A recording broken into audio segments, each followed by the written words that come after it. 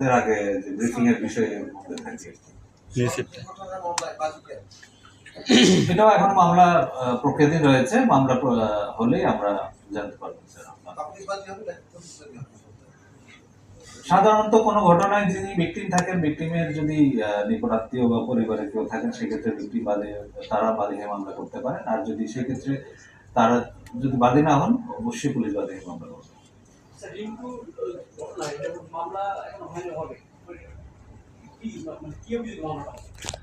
এটা উনি প্রকাশ্যে যে নারীদের দুজন নারীকে হেনস্থা করেছেন এই বিষয়ে যে সংশ্লিষ্ট আইনের ধারা মামলা হবে। আমরা যতটুকু জানতে পেরেছি তার বয়স 60-এর ঊর্ধ্বে এবং তিনি বালু পাথর ব্যবসা করেন।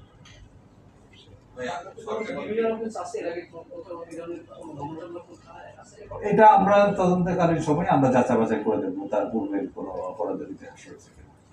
সরকার থেকে বারবার বলা হচ্ছে যে আওয়ামী লীগ নানাভাবে পরিস্থিতি ঘোলাটে করার চেষ্টা করছে। এই বিষয়ে যতটুকু জানতে পেরেছি তার স্ত্রী হচ্ছে যুবলীগের নেত্রী এবং তার ছেলে যে সেও ছাত্রলীগের সঙ্গে যুক্ত ছিল। তো সব মিলে সেই প্রাথমিক অবস্থায় আপনাদেরকে কি বলেছে জিজ্ঞাসাবাদে? সে কি এটা কি ইচ্ছা করেই করেছে নাকি পরিকল্পিতভাবে প্ল্যানিং করে সেই কাজটি করেছে? প্রাথমিক জিজ্ঞাসাবাদে সে কি বলেছে?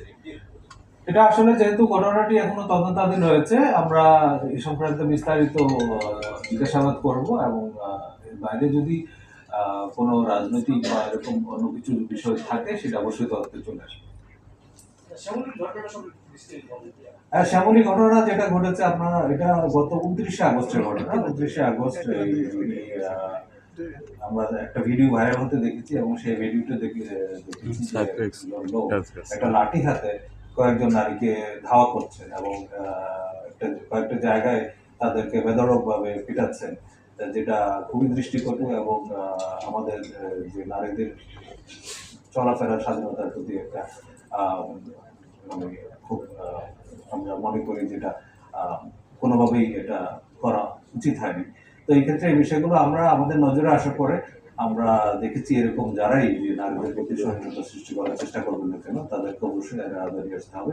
আমরা চাই এখানে পুরুষদের মতো নারীরাও যেন তারা চলাফেরায় কোনো রকম বাধা সৃষ্টি না হন এবং যে কেউ যদি আইন নিজের হাতে তুলে নেওয়ার চেষ্টা করেন সেক্ষেত্রে অবশ্যই আমরা কঠোরভাবে তা দমন করবো। এটারও আইনগত ব্যবস্থা প্রক্রিয়াধীন আছে। এটা আসলে নারী শিশু নির্যাতনের যে ধারাগুলো আছে সেটার মধ্যে যদি পড়ে তাতে পড়বো,